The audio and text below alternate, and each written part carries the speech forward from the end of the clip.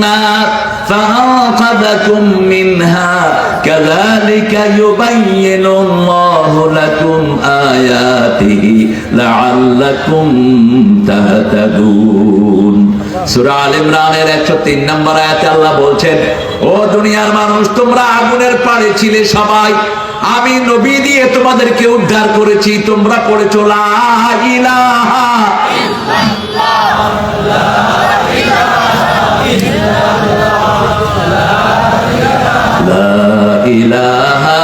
ইল্লাল্লাহু মুহাম্মাদুর রাসূলুল্লাহ। এই যে কালেমা পড়লেন, কি লাভ হলো বলেন? আপনার আগের গুনাহ সব মাফ। আরো আস্তে করে সুবহানাল্লাহ। শুধু মাফ না, আপনার জন্য জান্নাত বরাদ্দ। ভেজাল ভয় কোথায়? ঘরে গিয়ে বলে কিলাম রাস্তায় নেমে হিন্দুর সম্পদ চুরি করে নিয়ে যাব। অনেক ভাই মনে করে হিন্দুর জিনিস খাওয়া গনিমত, ঠিক কিনা? দেশের প্রেক্ষাপট পরিবর্তন হওয়ার পরে গণভবনের জিনিসপত্র চুরি হয়েছে কিনা? তো কাপটা চুরি করলাম। রাষ্ট্রের 18 কোটি জনগণের রাস্তা দিয়ে যদি চুরি করো, কোন ওসি মাফ করতে পারবেন না। 18 কোটি যদি মাফ না করে, তুই চোর হিসাবে কিয়ামতের ময়দানে উঠবি। এত ছোট জিনিস না। রেল লাইন থেকে কারেন্টের তার চুরি করে বলে আল্লাহ যারা, এমনি কিন্তু নামাজের কষ্ট মিশতে প্রথম সারিতে আল্লাহু আকবার সুবহানাল্লাহ সুবহানাল্লাহ। তোর আমল আমার গজবুল্লাহ গজবুল্লাহ গজবুল্লাহ। আগে খাওয়া হালাল করো, আগে বোর সাথে ভালো ব্যবহার করো, আগে প্রতিবেশীর হক দাও, তারপরে সেজদা দাও, সাথে সাথে কবুল হয়ে যাবে। নামাজটা হাজিরা, যেমন এখন হাজিরা দিলাম, সকাল থেকে জোহর পর্যন্ত কোনো মানুষের হক মারি নেই। সকাল থেকে জোহর পর্যন্ত কোনো মানুষকে ওজনে কম দেই নেই, কোনো নারীর সাথে দুর্ব্যবহার করি নেই, কোনো বাচ্চাকে মারি নেই, কোনো বাচ্চাকে পিটাই নেই। হেফজখানার হুজুর বাচ্চা দেখলে মেজাজ খারাপ, কি মেজাজ নেই এগুলো শিক্ষকতা করে। এত কিছুর পরেও সারা পৃথিবীর শ্রেষ্ঠ দেশ হেফজের দিক থেকে কোনটা? কোনটা? কেন পিটাও এই বাচ্চাদেরকে? যদি এরা না পিটাইতো, সমস্ত ছেলেরা হেফজখানা গিয়ে ভর্তি হতো। এমন পিটান পিটায়, লুঙ্গিও থাকে না হুজুরের। আমাকে অসংখ্য ছেলে বিচার দিয়েছে, কয় স্যার 6 পারা মুখস্থ করেছি 2 সপ্তাহে, হুজুরের পিটানের চোটে এখন নামাজও পড়ি না। কইলাম কি জন্য পিটেছে? একটু দুষ্টামি তো করবেই, ব্রেনই পোলাপানে তো দুষ্ট হয়। অগা গুলোতে এমনি অগা, এটাতে এমনি বেকুব বোধাই চন্ডী। যেগুলো ব্রেন আছে এরাই তো দুষ্টামি করবে, ঠিক কিনা? মারো কেন? বললাম কি করেছে তোমাকে? কয় আমাকে পিটাইতে পিটাইতে হুজুরের লুঙ্গি খুলে গেছে। তারপর কয় না অসুবিধা হয়নি, পাঞ্জাবি লম্বা ছিল। সে আবার ওদিকে খেয়াল করছে যে আমি মায়ের খাই খাই, কিন্তু হুজুরের জন্য ইজ্জত নষ্ট না হয়। কেন মারেন এই বাচ্চাদেরকে? কেন মারেন? প্রাইমারি স্কুলের কিছু অসভ্য টিচার আছে, বাচ্চাদেরকে বেধড়ক পিটায়। গার্জিয়ানরা এত ভদ্র, পুলিশ ভাই এগুলো বলে না। এগুলি বললে দেখেন কি অ্যাকশনে যায়। চিলড্রেন অ্যাবিউজ হারাম। রাসূল বলছেন যে শিশুকে আদর করবেন, আগে শিশুর কথা। মাল্লাম ইয়ারহাম সগীরানা আলাম ইয়াকির কাবীরানা লাইসা মিন্না। শিশুকে যে আদর করলো না, মুরব্বিকে সম্মান করলো না, ও আমার উম্মত না। কিসের আপনার নামাজ রোজা? আপনি মুরব্বির সামনে বিড়ি টানেন, তুই রাসূলের উম্মত না। মুরব্বির সামনে পায়ের উপরে পা দিয়ে বসে থাকো, এরকম বেয়াদব আছে না নাই?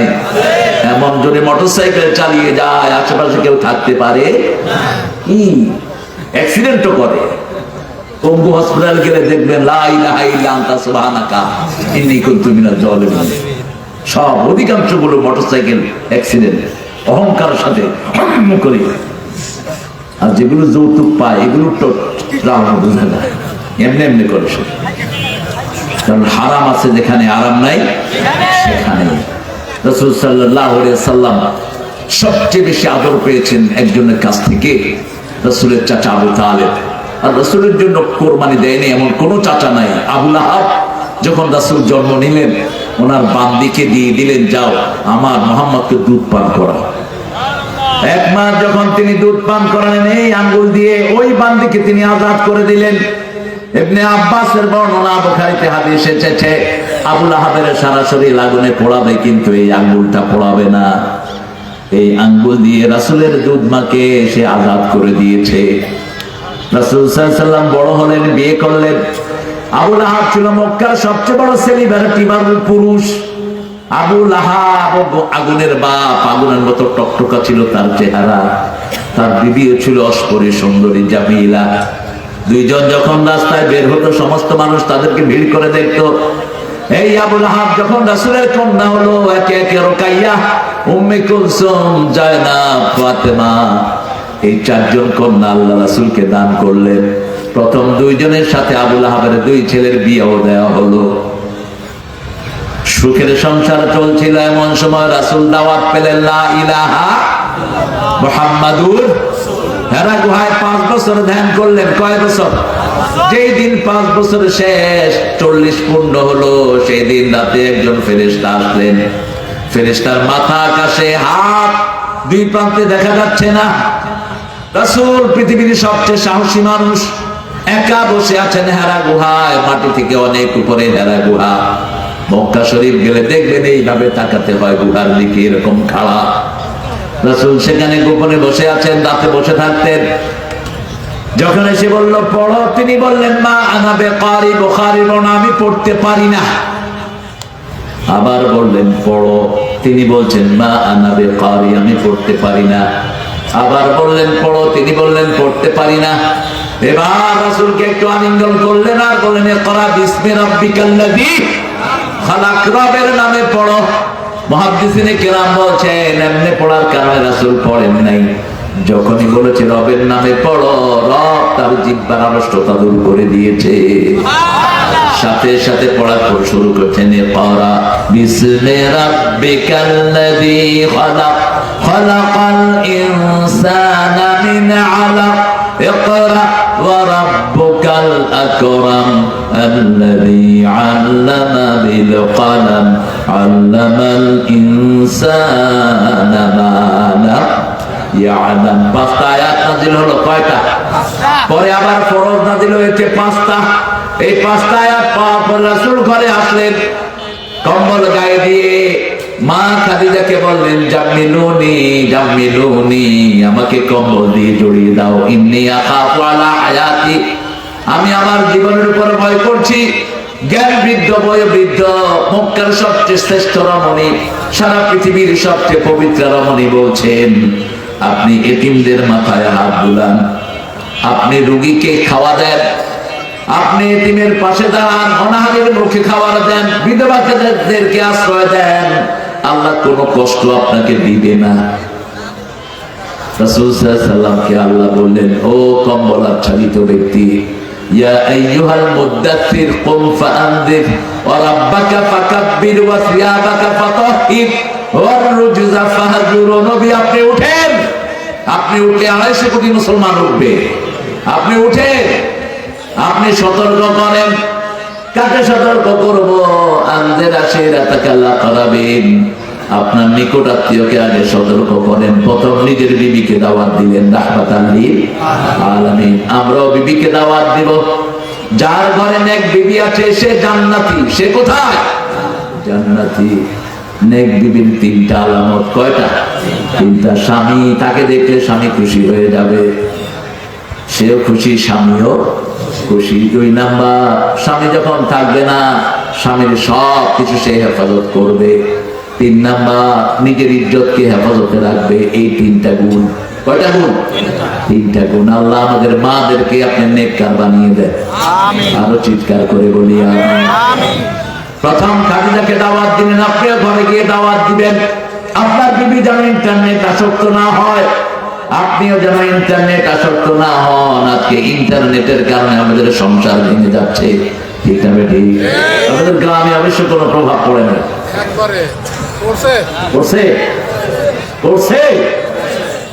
ঘরে ঘরে বস্তা পচা ফেলে দেন এটা ড্রেনে। সন্ধ্যার পরে আর খুলবেন না খোরাকি, যেটা আপনার থেকে আপনার বিবিকে ছিনিয়ে নেয়, আপনার সাথে আরেক মহিলার এঙ্গেজমেন্ট করে দেয়। আরাম চোখটাকে সংযুক্ত রাখেন, নইলে এই চোখে আল্লাহ সীসা ঢেলে দিবেন। চোখ দিয়ে তেলাওয়াত দেখেন, কোরআন দেখেন, আপনার চোখের জ্যোতি বাড়িয়ে দিবেন কে? আল্লাহ তৌফিক দান করুন। রাসূল সাল্লাল্লাহু আলাইহি সাল্লাম এরপরে আল্লাহ বলেন রাব্বাকা ফাকাব্বির, রবের নামে তাকবীর দাও, এটা 3 নাম্বার ফরজ। এরপরে বললেন তোমার কাপড় পবিত্র করো। তারপরে বললেন সমাজে যত উল্টা পাল্টা নেতৃত্ব আছে সবগুলোকে সমাজ থেকে বের করে দাও। কোন চোর ছেচর যেন সমাজের নেতা না হয়, কোন সন্ত্রাসী যেন সমাজের নেতা না হয়, কোন চাঁদাবাজ যেন নতুন করে না গজায়। ঠিক আছে, ঠিক? এক চাঁদাবাজ তাড়িয়ে আরেক চাঁদাবাজ যেন না আসে। সতর্ক থাকবেন মুসলমানেরা, কোন চাঁদাবাজ আল্লাহর জান্নাতে যেতে পারবে না। ছোট্ট সিঙ্গাপুর নিজের দেশকে কত সুন্দর করেছে। জিজ্ঞেস করলাম, how did you beautify your smallest country? তোমাদের এত ছোট্ট দেশ এত সুন্দর করলা কেমনে? কয় আমাদের দেশে চাঁদাবাজ ছিল আগে, খুব পিক পকেটার। বললাম কেমনে সামলাইছে? কয় জেলখানায় ঢুকে সব গুলি করে দিচ্ছে। শেষ। আমাদের পুলিশ ভাইদেরকে যদি একদিন স্বাধীনতা দেওয়া হয়, চাঁদাবাজ সবগুলোকে ভিতরে ঢুকে আসবে। কথা বল না কেন? পারে না কেন? কুত্তা নেতাদের জন্য চাঁদাবাজ ধরে আনে, আর নেতা ফোন করে এই কারে ধরছ? তুই চিনস না আমার লোক, ছাড়। একটু স্বাধীনতা দেন, একটু আইনের স্বাধীনতা যদি আমার প্রশাসনের ভাইরা পায়, বাংলাদেশটাকে সামনের চেয়ে দাবি করে ফেলবে। ঠিক কিনা? কারণ কোথায় চাঁদাবাজ কোথায় গাঁজাখোর এটা জানেন কেন? কথা কন না কেন? পুলিশ হাঁটলেই বুঝে এখানে চলতেছে, এরাও বুঝে স্যার সব ইশারায় কাম চলে। আল্লাহ আমাদের সব ভাইদেরকে সব খারাপ থেকে হেফাজত করে। রাসূল সাল্লাল্লাহু আলাইহি ওয়াসাল্লাম যখন দাওয়াত দিলেন হেরা পাহাড়ে, সাফা পাহাড়ে উঠলেন, উঠে দাওয়াত দিলেন, ইয়া মাশারা কুরাইশ আতুসাদ্দিকুনি, তোমরা কি আমাকে বিশ্বাস করো? তার 3 বার কসম খেয়েছে, ওয়াল্লাহি তাল্লাহি বিল্লাহি, আল্লাহর কসম আপনার চেয়ে বেশি বিশ্বাস কাউকে করি না। সারা জীবনে আপনি একটা মিথ্যা কথাও বলেন। আমি যদি বলি আমার পাহাড়ের পিছনে শূন্য দাঁড়ানো, একটু পরেই তোমাদেরকে আক্রমণ করবে। আতুসাদ্দিকুনি, do you believe me? Do you trust me? হে মক্কার লোকেরা, আমাকে বিশ্বাস করো? 100% করি। এবার তিনি বললেন, তোমরা জানো বিগত 5 বছর আমি হেরা গুহায় ধ্যান করি। কয়েক রাত আগে একজন ফেরেশতা আমার কাছে এসেছে, আমাকে একটা দাওয়াত দিয়েছে। ওটা যদি তোমরা গ্রহণ করো, দুনিয়ার মালিকও তোমরা, আখিরাতের মালিকও তোমরা। তোমরা পড়ো লা ইলাহা ইল্লাল্লাহ মুহাম্মাদুর রাসূলুল্লাহ। প্রথম পাথর উঁচু করলো আবু লাহাব, আর বলল আলিহাদা জামাআতানা, ও মুহাম্মদ এই জন্য আমাদেরকে একত্রিত করেছো, তাব্বান লাক, তুমি ধ্বংস হয়ে যাও। আল্লাহ বললেন মুহাম্মদকে ধ্বংসের জন্য পাঠাই নাই, মুহাম্মদের উত্তরসূরিদেরকে যারা ধ্বংস করতে চাইবে তাদেরকে আল্লাহ ধ্বংস করে দিবে। সূরা নাযিল হলো তাব্বাত ইয়াদা আবি লাহাবেও ওয়া তাব। ক্ষমতায় গিয়ে যারা ইসলাম চায় না তাদের 2 হাত ধ্বংস হোক। ইয়াদ মানে ক্ষমতা, ইয়াদ মানে কি? ক্ষমতা। যারা কোন একটু লিবার্টি পেলে, একটু অধিকার পেলে ইসলাম চায় না, এদের 2 হাত ধ্বংস হোক। কার কথা? আবু লাহাব হলো এদের গুরু, এদের লিডার। তাব্বাত ইয়াদা আবি লাহাব ওয়া তাব মা আগনা আনহু মালুহু ওয়া মা, তার যা কিছু অর্জন হয়েছে কোনো কিছু তাকে আযাব থেকে রক্ষা করতে পারবে না। আমরা যেন আল্লাহর দলের কর্মী হয়ে যাই। রাজি আছি তো? আল্লাহর দল করবেন তো? আল্লাহর দলের নাম কি? জোরে বলে। আর মানুষের দলের নাম কি? শুধু আমেরিকার পাচ্ছেন, যখন যেটা তখন সেটা। BNP, Bangladesh nationalist party, Awami League, এগুলো কারা গঠন করেছে? কোন নবী গঠন করছেন? সোহরাওয়ার্দী নবী ছিল না? কে গঠন করেছে? মানুষ। কে গঠন করেছে? মানুষ। আর ইসলামটা গঠন করেছে আল্লাহ। তো আমরা গোলাম কার? সহজ জিনিস, ইসলাম মানবেন আপনি মুসলমান হয়ে যাবেন, ইসলাম মানবেন না আপনি মুসলমান হবেন না। কবরে প্রথম প্রশ্ন হবে তোমার দল কি?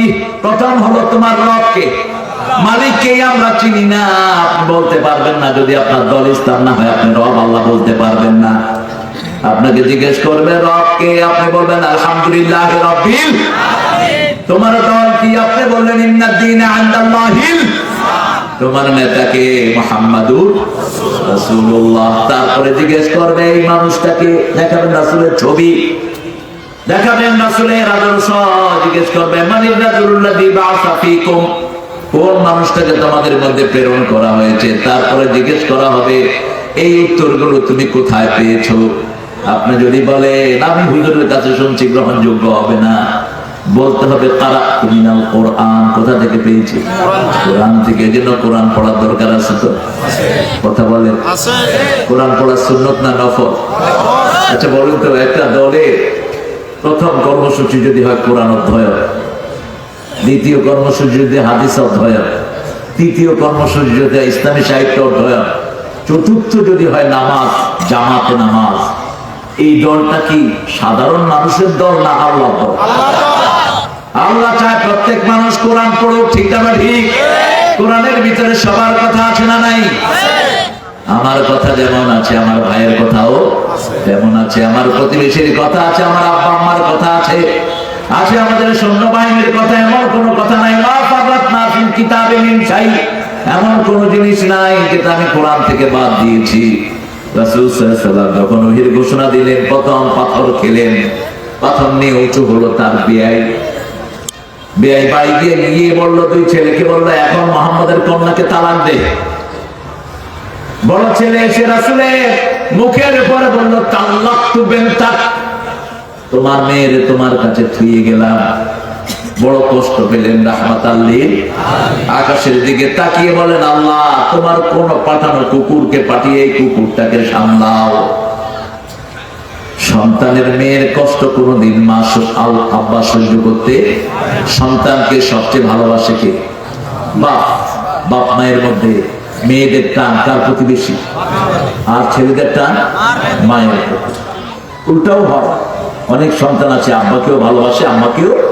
আল্লাহ যেন আমাদের সবাইকে সেই নেচার দান করে। কিন্তু নরমালি বাপেরা মেয়েদের প্রতি থাকে দুর্বল। রাসূলও কি ছিলেন? দুর্বল ছিলেন। রাসূল বলতেন আমার ফাতেমা আমার কলিজার টুকরা, যে একে কষ্ট দেয় ও আমাকে কষ্ট দেয়। প্রত্যেক মেয়েকে ভালোবাসতেন রাহমাতাল লিল। রাসূলের বদদুয়ায় আবু লাহাবের ছেলেকে বাগে খেয়ে ফেলে, আরেকটা ছেলে রাসূলের বিবিকে রাসূলের মেয়েকে রেখে দেয়। বদর যুদ্ধের এক সপ্তাহ আগে ওই মেয়েকে পিটায় আবু লাহাব এবং আবু লাহাবের ওই ছেলে মিলে। রাসূলের ওই কন্যা ছিল পেটে সন্তান সম্ভবা। দুইজন তাকে ধরে এনে বলল তুই আমাদেরকে ছাড়বি না তোর বাপকে ছাড়বি। মুসলিম কখনো ইসলাম ছাড়তে পারে না। মেয়ে বলেছে আমি দুনিয়া গেলেও আমি আমার বাপকে ছাড়তে পারবো। দুই বাপ এবং শ্বশুর মিলে পিটালো মেয়েটাকে। আজ এরকম আবু লাহাবের ফেরাস্তা আমাদের সমাজে আছে না নাই? মেয়েটাকে জামাই আমারে বাপও কথা বল না, আপনাদের এখানে নাই? হ্যাঁ, মেয়েকে এনে পাইকারি হারে মা, তারপরে ওই যে মেয়েদেরকে মেয়েরা কি বলে ননদ, আর ছেলেদেরকে কি বলে? ও দেওরা না? কিরা মেয়েকে যা তোর বাপের বাড়ি থেকে যৌতুক নিয়ে আস। তো একা মনে করো না মেয়েটাকে। এই মেয়েটা মাফ না করলে তুই জীবনে জান্নাতে যেতে পারবি না। এই মেয়েটা মাফ না করলে আল্লাহ তোরে মাফ করবে না। এক একটা থাপ্পড়ের বিনিময়ে তোর সব সওয়াব এই মেয়েটিকে দিয়ে খালি হাতে তোমাকে জাহান্নামী হতে হবে। রাসূল বলেছেন আতাদরুনা মানিল মুফলিস, তোমরা কি জানো নিঃস্বকে? সাহাবায়ে কেরাম বলতেন মাল্লা দিনার লাহু ওয়ালা দিরহামা, যার টাকা পয়সা নাই সে নিঃস্ব, পেনিলেস। রাসূল বললেন না, যাকাত, সদকা, দান, খয়রাত, হাজার সওয়াব নিয়ে কিয়ামতের ময়দানে যাবে, কিন্তু তার সাথে যাবে বহু মানুষকে সে পিটাইছে, বহু মানুষকে গালি দিয়েছে, বহু মানুষের জমি কেড়ে নিয়ে গেছে, বহু মানুষকে দেশ ছাড়া করেছে, বহু মানুষের মায়ের মুখ খালি করেছে। ঠিক না ঠিক? ওই পাওনাদার আসবে আল্লাহর কাছে, আল্লাহ ও আমাকে মেরেছে। যেমন সমন্বয়ের 1500 ছেলে এসে বলবে, আল্লাহ এই হাসিনার কারণে আমরা দুনিয়া থেকে বিদায় হয়েছি, এই খুনি আমাদেরকে খুন করেছে, পুলিশের কোনো দোষ নাই, এই খুনি অর্ডার দিয়েছে মারো। যেদিন তিনি চলে যাবেন সেদিন সকালবেলা আইজিকে তিনি ধমকাচ্ছেন, আইজি তুই করো কি? অভদ্র, অশালীন। একজন অফিসারকে কেউ টুইটাই করে বলে না, এটা ডেকোরামের বাইরে। আল্লামা সাইদির কথা জিজ্ঞেস করা হলো পিরোজপুরের ডিসিকে, তিনি কেঁদে ফেললেন। বলছে, ডিসি সাহেব বলেন তো, উনি তো আপনার আন্ডারে এমপি ছিলেন, ওনার মতো ভদ্রলোক আমার জীবনে আমি দেখিনি। আমার কাছে যতগুলো চিঠি লিখেছে আমি রেখে দিয়েছি। চিঠিতে লিখেছে, সম্মানিত জেলা প্রশাসক, আসসালামু আলাইকুম, আমি আপনার কাছে একজন মানুষকে কিছু উপকারের জন্য পাঠিয়েছি, যদি বিধিসম্মত উপায়ে উপকার করা যায় আপনি তাকে করবেন। ইতি আপনার সাইদি। আপনি খেয়াল করেন, প্রথমে কি দিলেন? সালাম দিলেন। এটা তার প্রাপ্য, কারণ একজন ওসি একটা থানাকে কন্ট্রোল করেন। ঠিক না ঠিক? এখন আপনি সবার সামনে তারে তুইটাই করে বললেন, এটা তার চেয়ারের অপমান হলো। একজন আইজি সারা শহর পুলিশ বাহিনীকে কন্ট্রোল করেন, তিনাকে বলছেন গুলি চালা। তিনি বলছেন, ম্যাডাম আমার কাছে এত গুলি নাই, কয়টা চালাবো? তো কয়টা চালাইছ? একজনের গুলি করি 10 জন মুখ খুলে দেয়। আমাদের কাছে গুলি নাই। অত্যন্ত ভদ্র ভাষায় আমাদের পুলিশ বাহিনী উত্তরে দিয়েছে। ঠিক কিনা? আমি গত 17 বছরে কোন পুলিশের কাছ থেকে দুর্ব্যবহার পাইনি, আমার পার্সোনাল অবজারভেশন আমি পাইনি। বরং আমাকে যখন অ্যারেস্ট করার জন্য পুলিশ পাঠাইছে, পুলিশ আগে আমার দ্বারা অনেক কিছু সার্ভেকর হাঁটতে, সার্ভেকর চলে যেতে কর, আমরা আসতেছি। আমি চলে যাওয়ার পরে ওরা এসে ঘুরে টুরে গেছে, স্যারকে পাইনি, স্যার বাসায় নাই। এরকম আল্লাহর ওলিও আছে না নাই? কথা বলেন না কেন? আল্লাহ যেন এদের সংখ্যা বাড়িয়ে দেয়, আল্লাহ যেন এদেরকে সব বিপদ থেকে হেফাজত করে। আপনি অনেক সওয়াব নিয়ে গেছেন, কিন্তু আপনার বোরে গালিগালাজ করেছেন, আপনার মাকে গালি